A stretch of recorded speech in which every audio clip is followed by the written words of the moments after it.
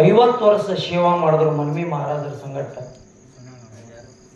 ಇನ್ನ ಈಗ ನಮ್ಮ ಸುನ್ಯಾಳ ಹನುಮಂತರೇ ಗೌಡರು ಮಾತಿನ ಮುತ್ತು ಅಂತೇಳಿ ಕರೆದ್ರು. ಅವ್ರು ಇನ್ನ ಈಗ ತಮ್ಮ ಜೀವ ತ್ಯಜಿಸಿ ಹೋದರಂತ ಆತ್ಮೀಯ ಬಂಧುಗಳು.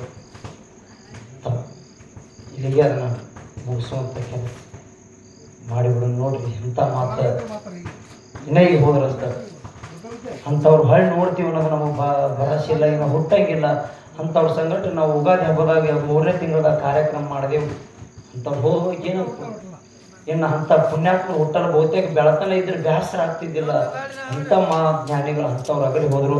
ತಾವ್ಯಾರು ಯಾರು ಇದು ಮಾಡ್ಕೊಂಡಾರ್ದೆ ನಮಗೆ ಮಂಗಳಾರತಿ ಮಾಡ್ಲಿಕ್ಕೆ ಅನುಕೂಲ ಮಾಡಿ ಕೊಡ್ಬೇಕಂತೇಳಿ ತಮ್ಮೆಲ್ಲರಲ್ಲಿ ವಿನಂತಿ ಮಾಡ್ಕೊಂಡು, ಯಾರು ಬರೋರಿದ್ದೀನಿ ಅಂದ್ರೆ ನಾವು ಈ ಜೀಪ ಸುಳ್ಳಿಕೆ ಹೊಡಿತಾ ಇದ್ದೇವೆ. ಯಾಕಂತ ಕೇಳಿದ್ರೆ ಬಹುತೇಕ ಇವತ್ತು ಅಲ್ಲಿ ಏನು ಅದನ್ನು ನೋಡಿದ್ರು ಆಶ್ಚರ್ಯ ಪಡಬೇಕು. ಜಗತ್ತದೊಳಗೆ ಇಡೀ ಅಮೋಕ್ಷಿತನ ಮಠಮನಿ ಮಾಳಿಂಗರಾಯನ ಮಠಮನಿ ಒಳಗೆ ದೊಡ್ಡ ಗಡಿ ಅಂದ್ರೆ ಅದು ಒಂದೇ. ಮತ್ತು ಅಂಥ ಪುಣ್ಯಾತ್ಮರು ಹೋದ ಬಳಕಿದ್ದೀನಿ ನಮ್ಮಂಥವ್ರು ಪಾಡಿ.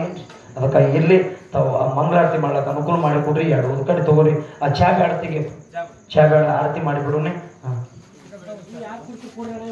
ಆರತಿಗೆ ದೊಡ್ಡ ವ್ಯಕ್ತಿ